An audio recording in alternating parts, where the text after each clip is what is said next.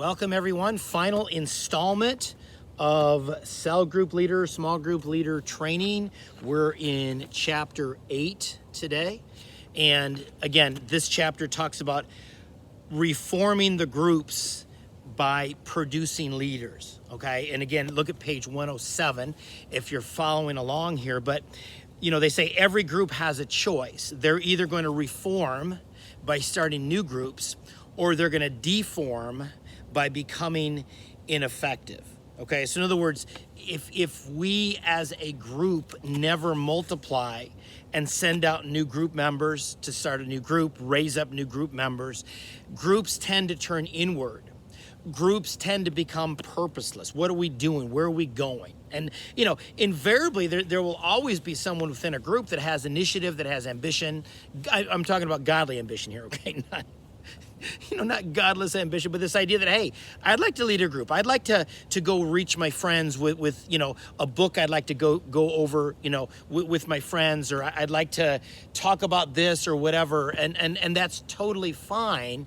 And so we've got to make provision for that. Okay. So, they give, the example here, if you can kind of see the chart on page 108, I'll bring it really, really close.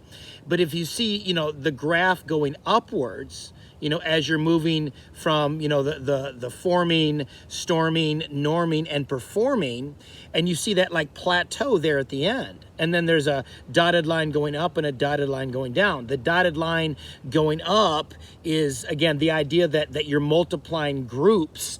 And so the current group continually has vision because they become a sending group, a multiplying group, a leadership factory small group.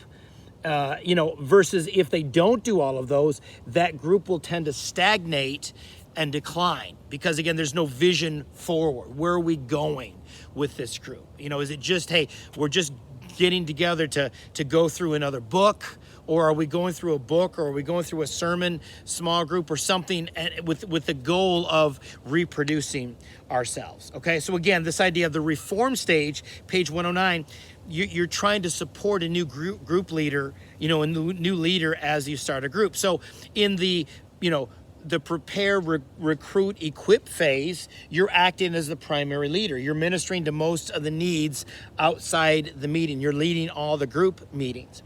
But when you shift to this release and reform mentality as a group leader, now you're sharing the leading in all the meetings. You're not doing everything. You're sharing the ministry outside the group. Again, you're preparing other people to leave. So again, the mark of a healthy organization, the mark of a healthy church, the mark of a healthy small group is if that leader is not there, the group still fires on all cylinders. Now, obviously the leader's missed and all that. I get all that. But I mean, for the most part, you're able to minister and you're able to have effective ministry. Again, isn't that what Jesus did? He, 3.5 years of ministry, he dies, lays down his life for the world, ascends to the Father through the resurrection, but he also spent a great deal of his time on the earth preparing the 12 to take over for him when he went to the Father. And that's what we're trying to do here, okay? So step one, okay? Again, we're talking about how we reproduce and produce leaders, okay? Prepare every member for ministry, okay? So the number of leaders you can develop in your small group, that's the number of new small groups you could launch. Only develop one leader, you can only launch one group. Develop 5-6 leaders in your group, hey, you can multiply your group 6 times and those people can go out and again, start their own groups, okay?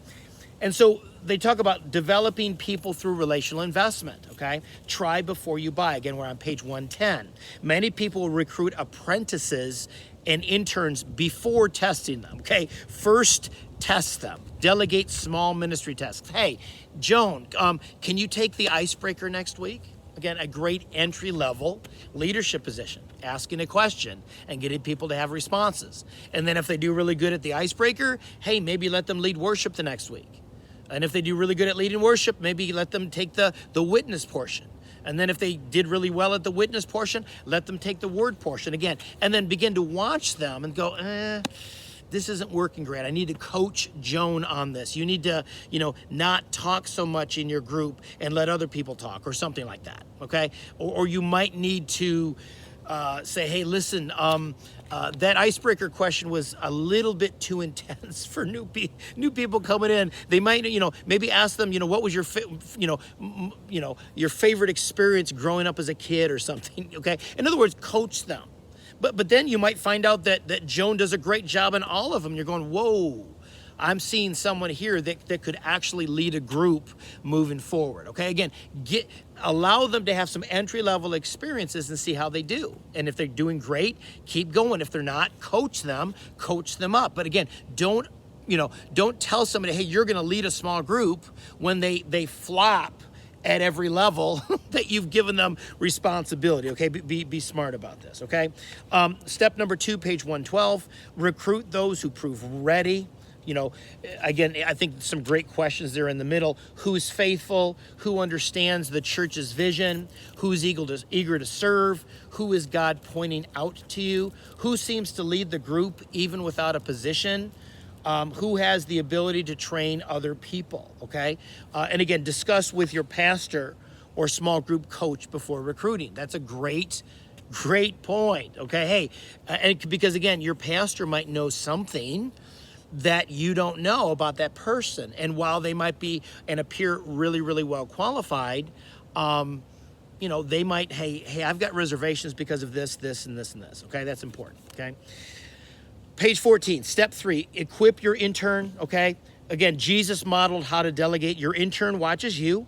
You explain what you did and why you did it. You observe as the intern does the exact same thing. You objectively identify strengths and weaknesses you observed. You provide training to strengthen the weaknesses.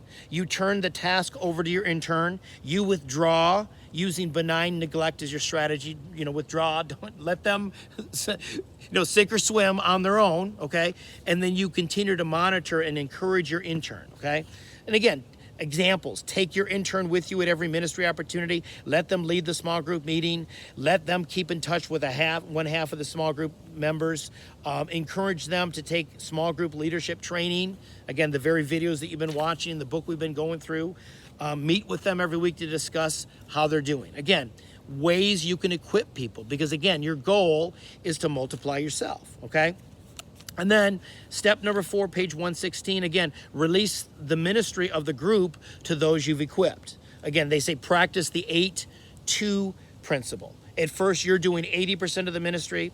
At the end of the group, you should be doing about 20% of the ministry. And again, if you can see this little chart here, you can see that, is that over time, you're backing away and you're allowing that person to do more of the ministry, okay? And again, you can see different examples here of different strategies. There's what's called a new leader launch, where a new leader takes 2 to 3 people, starts a new group. A new leader plants a new group with brand new people. An old leader launch, you take half the group and split it apart. And again, there's all kinds of ways to do that. But again, the point here is, again, over time. How long should this take, Pastor E? I think if you're a seasoned small group leader and you're really good at delegating, you're really good at coaching, you're really good at watching other people and how they develop and helping them through their fumbles and foibles, you might be able to pull this thing off in 6 months. I think initially it's going to take a year and a half for most people. It takes time for this. And again, you'll get better at it with time. But again, there's the outward component of small group, okay, which is outreach, but we're talking here about what's called the forward component of small group. You're trying to keep moving forward. Groups that never develop new leaders and allow them to start their own group will just begin to stagnate, and because they never ever give people a vision beyond that initial group. And again, it takes faith to step out as a new group leader. Many people I know are fearful. They're nervous about it. They don't think they can do it and all those kinds of things. Hey, welcome to the club. So many of us were like this. And again, so much of learning, particularly as adults, is learning by doing. Many times we've got to act ourselves into a new way of thinking. We think that, hey, if we just keep thinking differently, we'll act differently. Well, a lot of learning, and especially small group leadership learning, happens when you begin to act, when you begin to do, you're leading the word portion.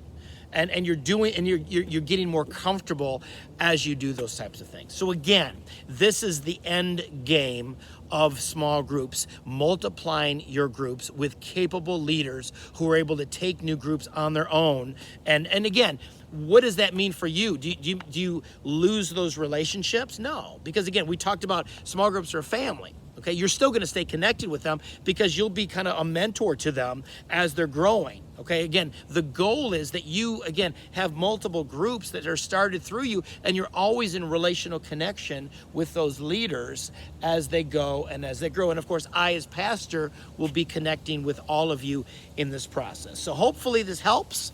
Again, this is a great little book. I didn't go through everything. Again, I'm not trying to insult your intelligence. So much of this you can read on your own, but I hope you've availed yourself of all these videos and you feel a lot more confident to begin leading holistic small groups. And I call you blessed, and my prayers are over you. And I believe all of you that are going to be starting a small group are going to do an absolutely fantastic job.